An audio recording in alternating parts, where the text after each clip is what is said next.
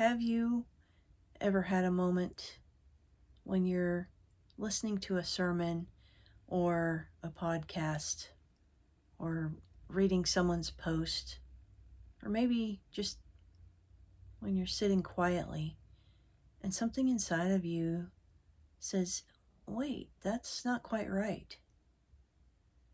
It's not a rebellious thought or doubt. It's just a quiet nudge inside indicating there's something more to this than what I've been told. If that's happened to you, like it's happened to me, then stick around for a little while. I want to talk about something today that might reframe everything you thought was wrong with your faith. If you've been around this channel any length of time, you know we talk about faith during hard seasons and what might be happening with what's been handed to us because it's stopped working.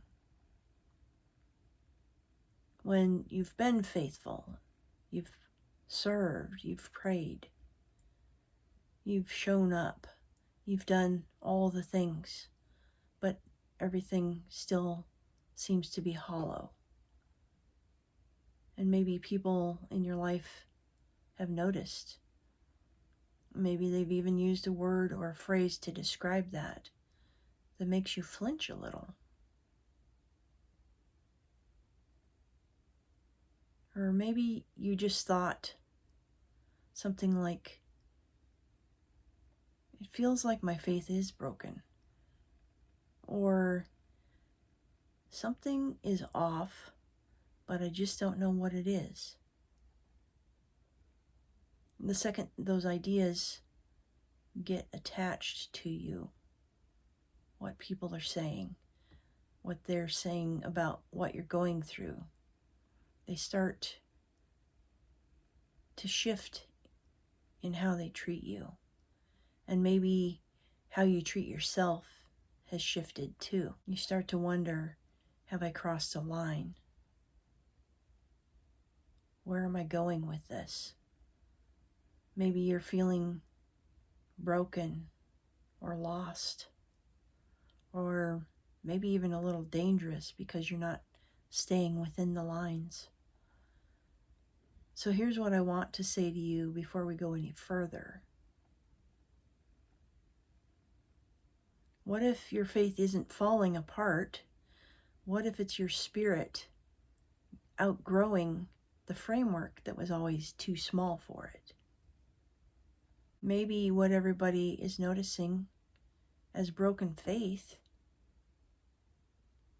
is actually your faith being broken down,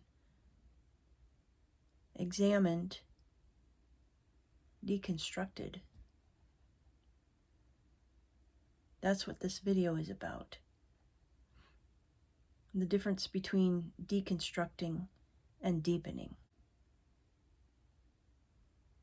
And I promise you, by the time we're done, you might just find out that what you thought looked like falling apart is actually the beginning of something real.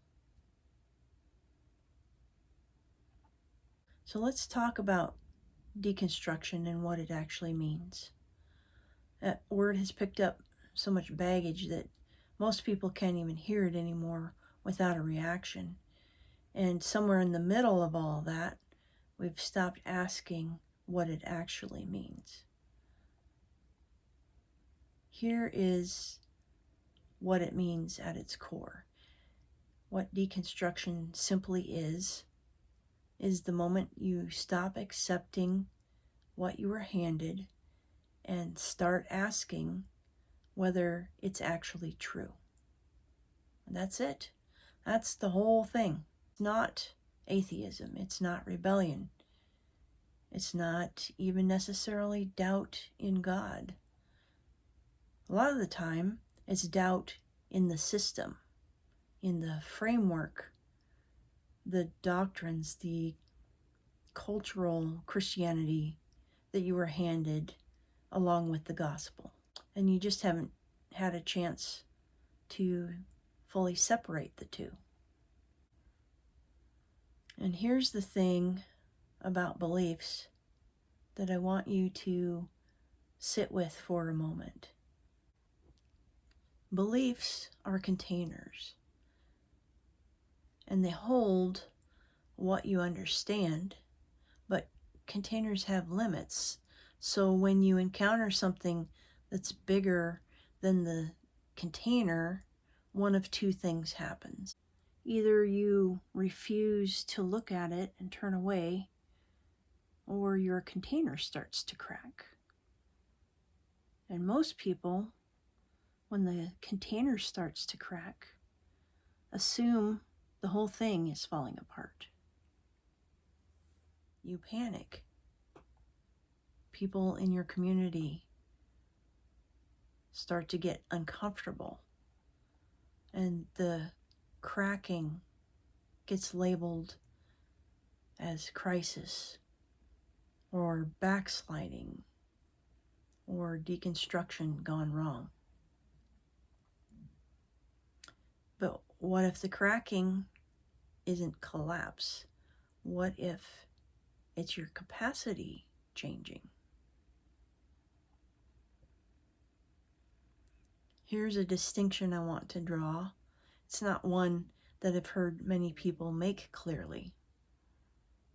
Deconstruction says this might not be true. Deepening says this is true, but I haven't seen all of it yet.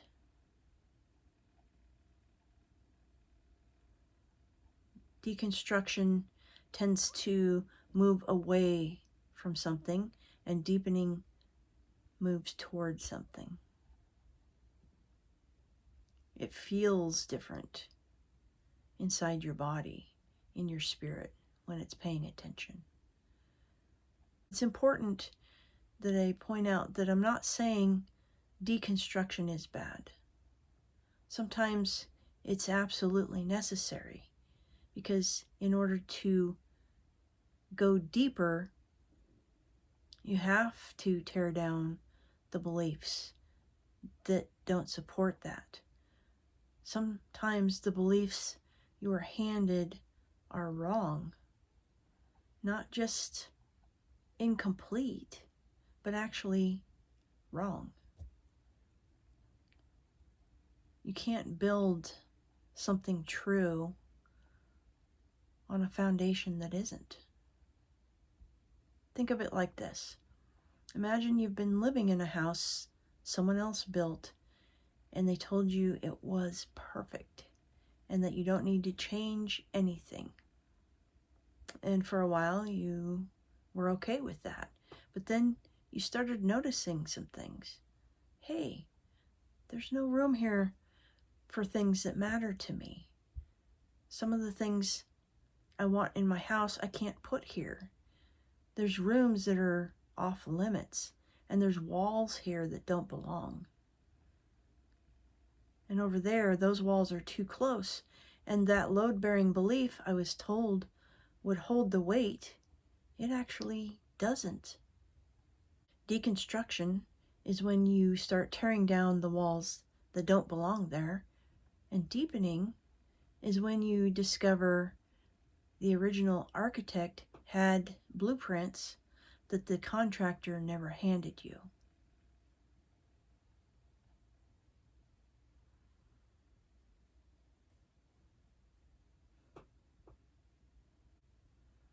Here's what nobody tells you.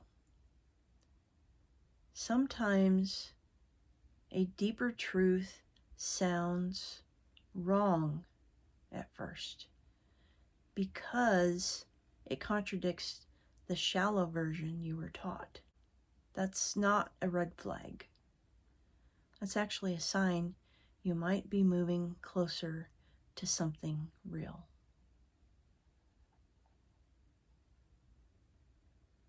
Let me give you an example.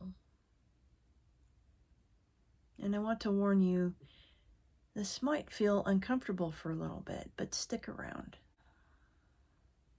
How many times have you heard someone say, when they're in the middle of something hard, they're having a crisis in life, they can't make sense of what's happening,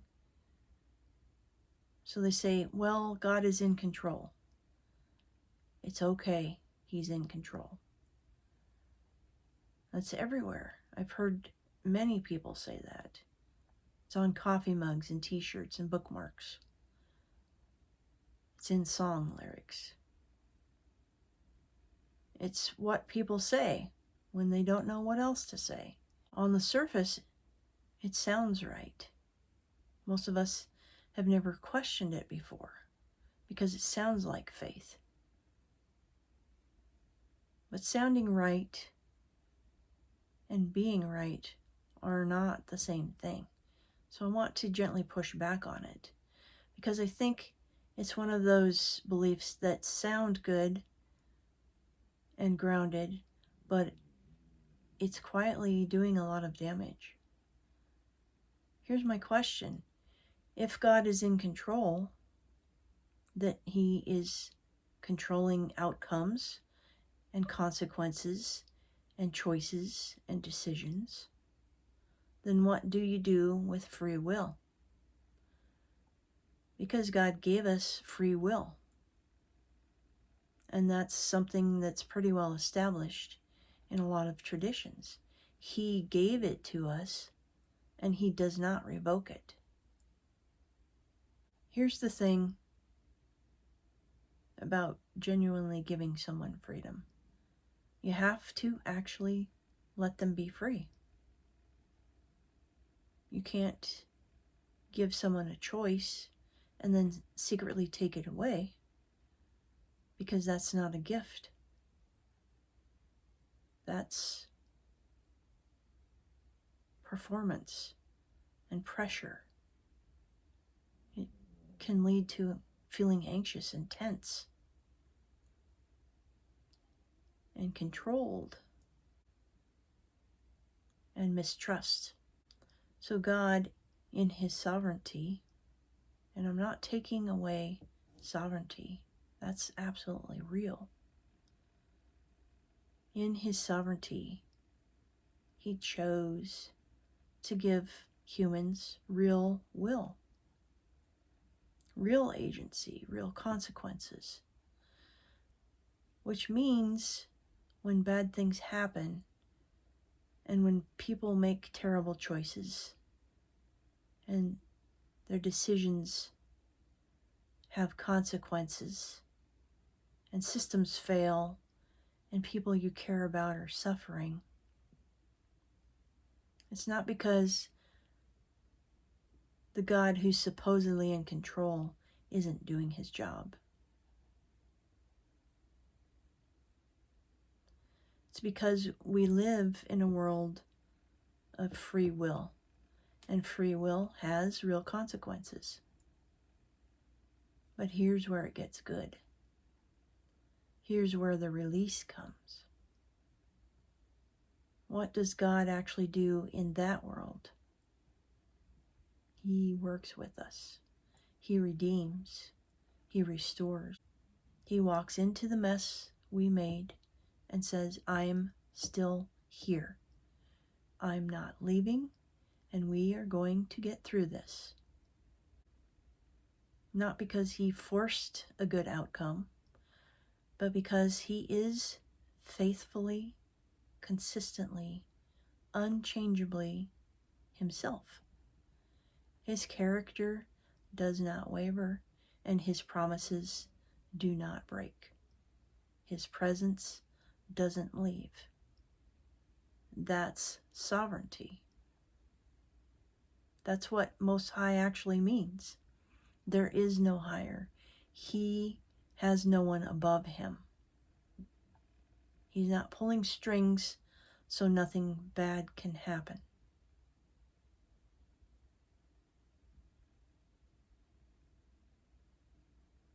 So what happened there? Did you feel it? God is in control is what we say But when we say God is not in control, it sounds like a crisis statement. It sounds like deconstruction. It sounds like something is being taken away. But when you follow the logic, when your spirit catches up, your heart realizes it, something releases, doesn't it? Because suddenly, God is not the one who failed to protect you. Suddenly, the bad thing that happened to you isn't something He authored or allowed for mysterious reasons. Suddenly, He's the one who walked toward you in it, not the one who sent it. That's not deconstruction. That is a deeper, truer, more beautiful picture of who He actually is. That's deepening. And this is what we're going to start doing here. Not just talking about the hard things, but showing you the things behind the hard things. The truths that your spirit already senses, but hasn't had the language for yet. Real quick, if you've been feeling this, but haven't had the language for it, I want you to know there's a community called the Steady Rebuild, where we go deeper into exactly that kind of thing. It's free to join. There's no pressure, no expectations, no timeline that anybody's putting on you. It's a group of people who are just done with the shallow version and want to find out what's actually underneath it. Link is in the description. Come find us when you're ready. So how do you know which one you're in, whether you're deconstructing or deepening? And does it even matter? I think it matters a little because the posture is different. The posture shapes where you end up. Here's a simple way I like to think about it. Pay attention to the questioning and what it feels like on the inside. If it feels like anger, betrayal, like I've wasted years, like I've been lied to, that something wasn't real, that's probably deconstruction. And I want to say that's okay. That's a valid and sometimes necessary place to be. Don't rush it. Don't perform your way out of it. Sit in it and be honest.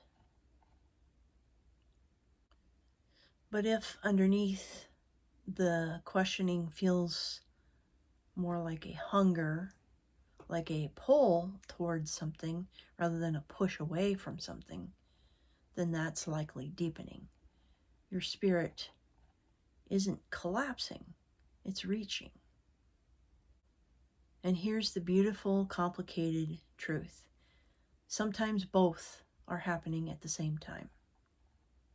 You're tearing down the false thing and moving toward the true thing in the same breath, in the same movement. That's not confusion, that's growth. That's what it looks like when someone stops performing their faith and actually starts living it.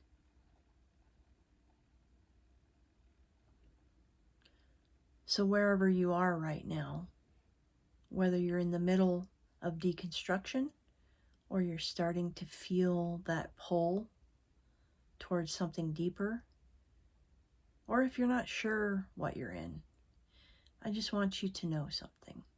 The fact that you're still asking questions is not a sign of weak faith. It might actually be the most faithful thing you've done in years, because you're not willing to settle for the version of God that doesn't match who He actually is. And that kind of hunger, that's not you walking away from Him. That's you walking toward Him in the truest way you know how.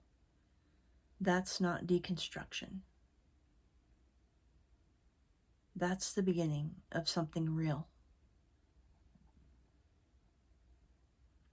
If any part of this conversation hit something inside of you, if you've felt any release or had a wait, say that again moment, I want to invite you to the Steady Rebuild.